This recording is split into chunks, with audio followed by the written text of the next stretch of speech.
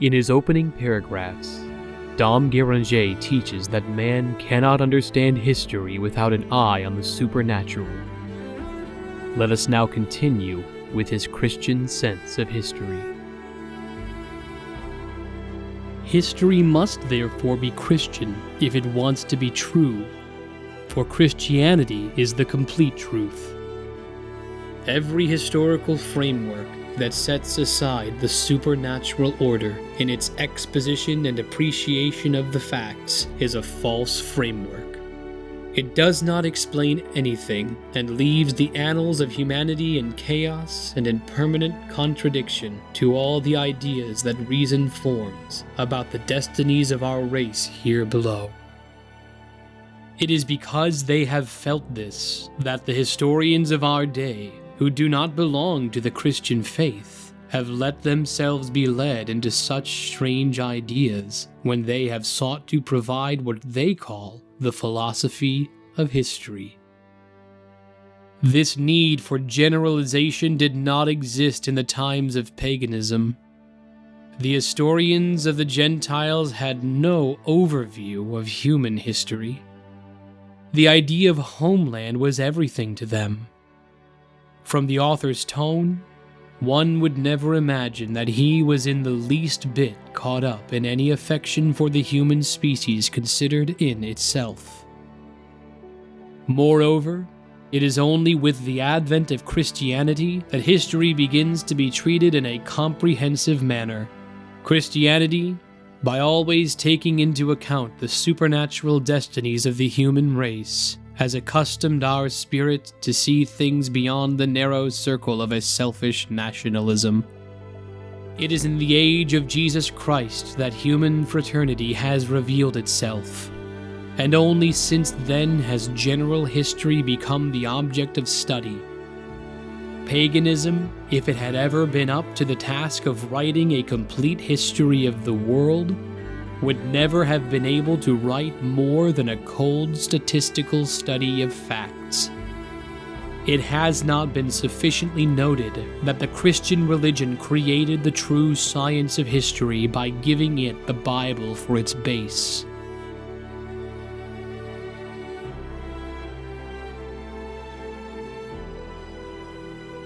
No one can deny that today, despite the passage of the centuries, despite its gaps, we are all in all further advanced in our knowledge of ancient peoples than were the historians that antiquity itself handed down to us.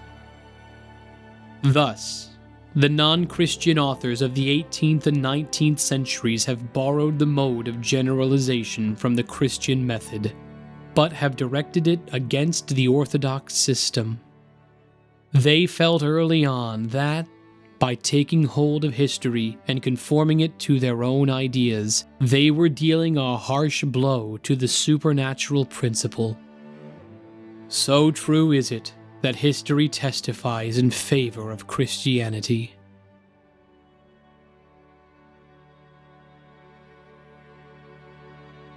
Their success in this regard has been immense.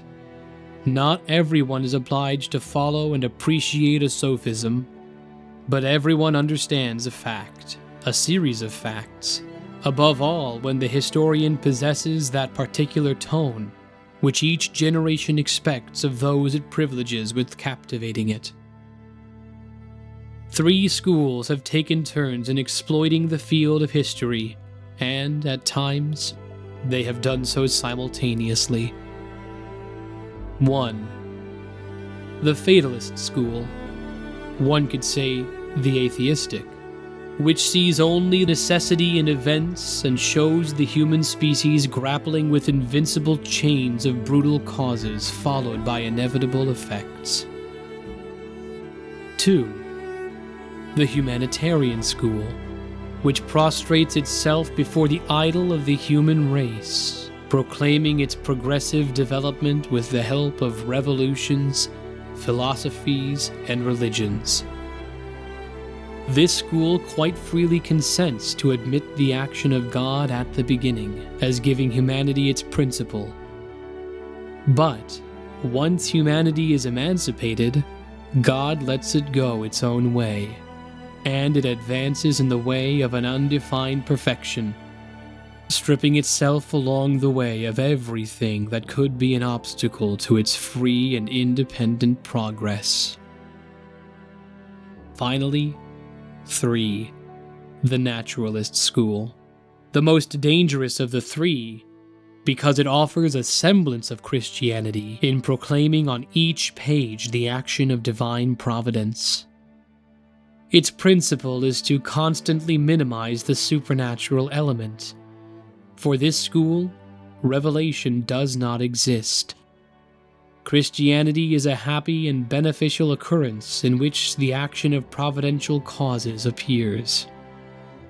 But who knows if tomorrow, if in a century or two, the infinite resources that God possesses for the government of the world will not bring about this or that still more perfect form, with the help of which the human race will be seen to run on, under the eye of God, to new destinies, and history will be illuminated with greater splendor.